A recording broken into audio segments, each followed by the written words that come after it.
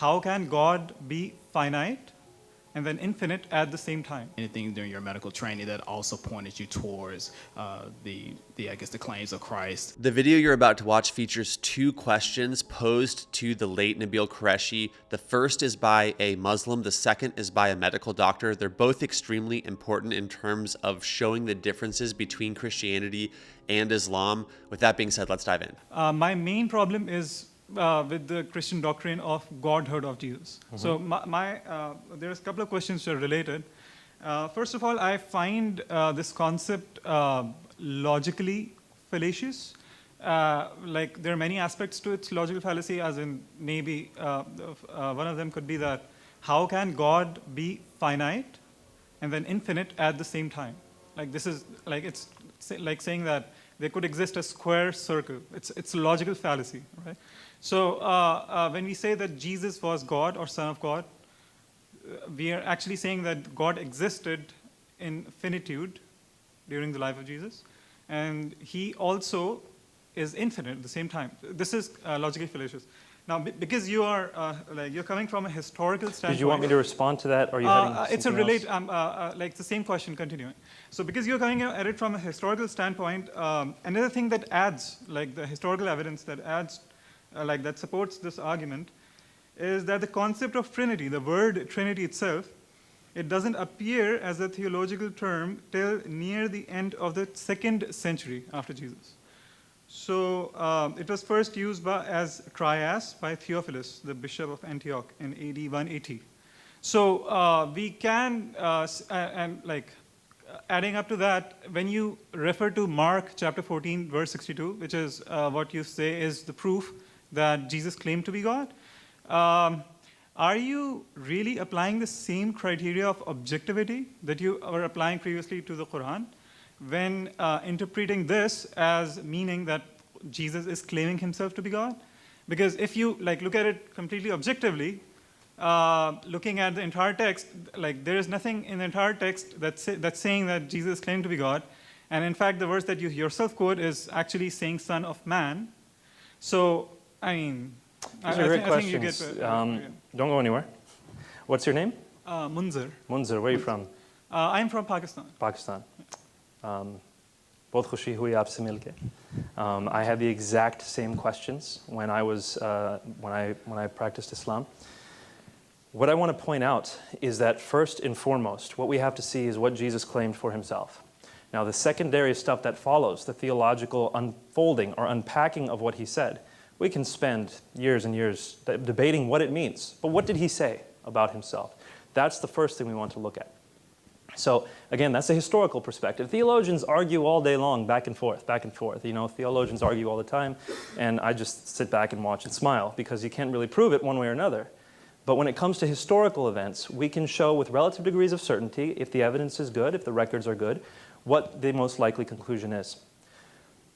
So first, and let me give you an answer before, if you feel like interjecting, we can talk afterwards. First, I want to point out you are absolutely right. The term Trinity is not used till the end of the 2nd century.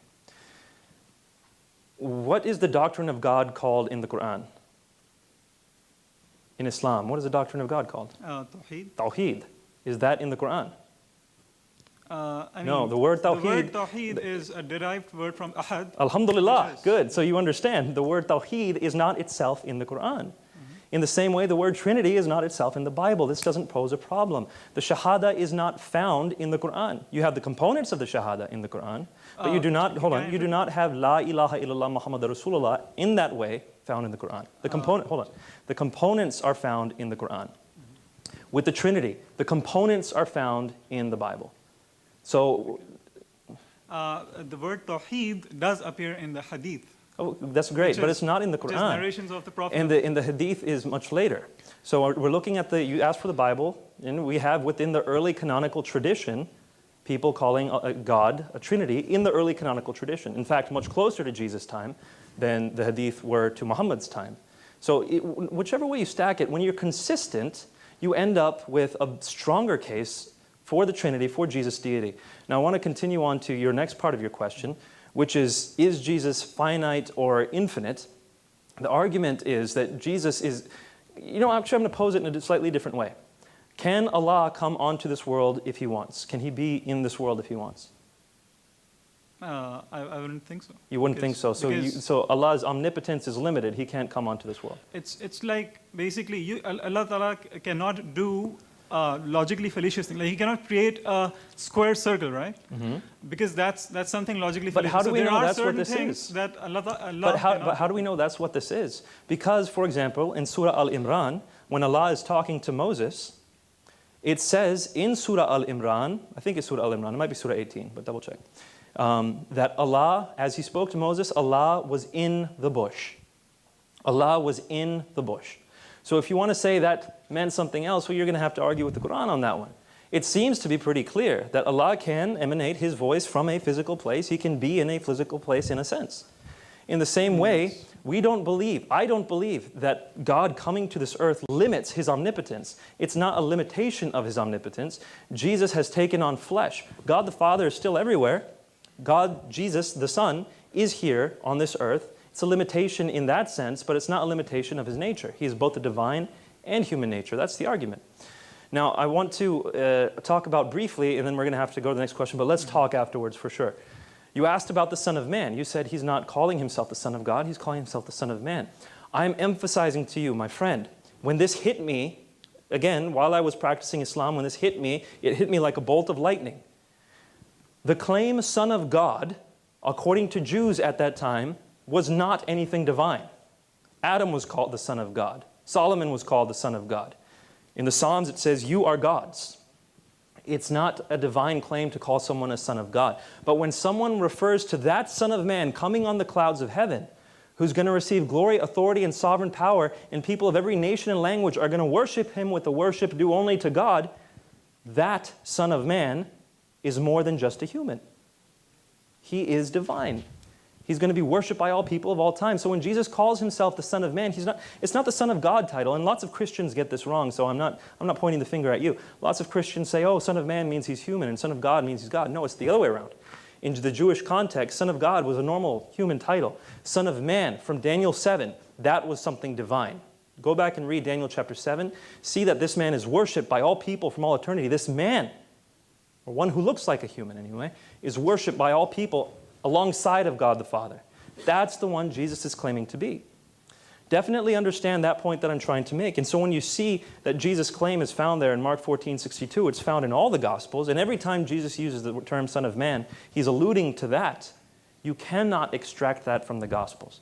So please put Mark 14:62 next to Daniel chapter 7 and see what Jesus is claiming for Himself.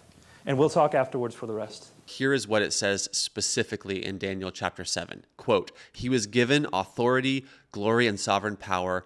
All nations and people of every language worshipped Him. His dominion is an everlasting dominion that will not pass away, and His kingdom is one that will never be destroyed. Okay, now later in the same Q&A, Nabeel is asked a question by a medical doctor about evil, and his answer to this question, the story that he tells, is of a more personal nature, but it really exposes a huge difference between Christianity and Islam. I also wanted to share briefly before we dive into the second question that Nabeel has a book called Seeking Allah, Finding Jesus. I read this book several years ago, but in order to kind of prep for this video, I used an app called Blinkist to give myself a refresher on the big ideas inside of the book. Full disclosure, Blinkist is the sponsor for this video, but they really are also a very useful tool. They break this book into 6 big ideas that you can look through. You can listen to this as an audiobook as well. So if you're considering a book, but you're not 100% sold, Blinkist is a great way to get under the hood and get you the big ideas in a short amount of time.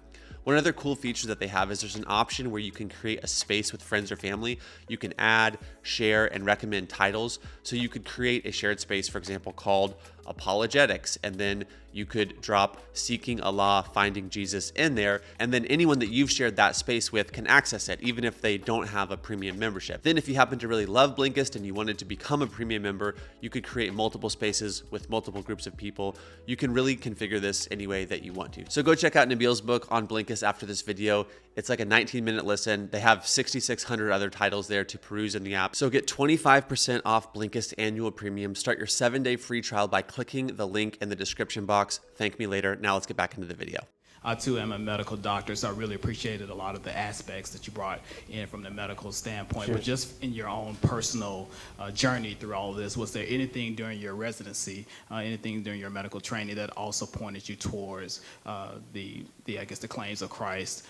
Any other personal anecdotes you can think of? There are plenty of personal anecdotes. Thank you so much, Dr. for asking the question. There are plenty of personal anecdotes. I find that on a stage like this, if you share the personal anecdotes, they get mixed up with the historical, logical argumentation, and so people start saying, oh, you believe that because of this personal anecdote, look how weak your beliefs are. And so generally speaking, I don't bring them up. But since we've distanced ourselves from that, when I was a third-year medical student, I was doing OB-GYN rotations, and we were at a high-risk facility in Norfolk, Virginia. And so we got the worst of the worst. My whole time, in my 2 months of OB-GYN rotations, I saw one family. Everyone else was single mothers or drug addicts or what have you. One night, a 15-year-old girl comes in labor. And it turns out she was not willing to have her baby. And so she had taken a significant amount of crack cocaine because she had heard that that would cause you to go into premature labor. And she did. The baby was born. And I'm sorry, this is difficult to remember. They had the baby being examined by the neonatologists, and just very small, very light, and breathing heavily, and obviously on the verge of death. And I asked what the situation was. I knew about the baby before I knew about the mother. And so I asked what the situation was. They told me. I went to see the mother, and I walked in the mother's room to ask her what had happened, because they didn't tell me all the details. And I walked in, and I saw her texting, and not a single care in the world, laughing, texting. And I asked her, what's going on? Are you concerned? Is this the right room? Is this the right baby? And she would not refer to the baby as her. She would refer to her as it. It was just something that didn't matter. Now, how does this play in? I was shocked that day, absolutely shocked at the level of apathy. In fact, I would say an anger welled up in me at the level of apathy towards this girl. And so I went and I started reading her H&P. I started reading her records, and when I found out her history, she had been abused as a child. Her family all did drugs. She didn't have a father in the picture. And I'm reading this and I say, who do I get angry at? Who am I supposed to be angry at here? Is it her? Is it the person who is supposed to be in her life and take care of her as a father? Is it the people who are supposed to protect her from? Who do I get angry at? And for the first time, I was just furious at the sin in the world. And yet, all of a sudden, I had this desire to care for this girl. Despite what she had done, despite the heinous crime that she had just committed, killing another human being in my perspective, I had this desire to care for her. And all of a sudden, it hit me. And I'm not a father yet, but it hit me that the love of a father goes beyond any sin. The love of a father who understands their child goes beyond any sin. I think about my father, who I call Abba. If I sin against Abba, it doesn't matter what I do. It doesn't matter what I do. He would still love me. Now, the gospel message is that God is more loving than any human being we can imagine. If my father would forgive me no matter what, by definition, God has to be more loving than that. Now, in Islam, it's clear in the Quran, God does not love those who are unrighteous. This isn't something I'm making up. It's in the Quran. God does not love the sinners. And so, as you look through the Quran, you don't have unconditional love. You have love for those who perform. You have love for those who are good Muslims, but not unconditional love. And to me, that makes God less loving than a human, which I don't think is possible. And so, again, this is a personal anecdote. This is something that tied things together for me. The beauty of the gospel message is that God loves even those who sin because He understands.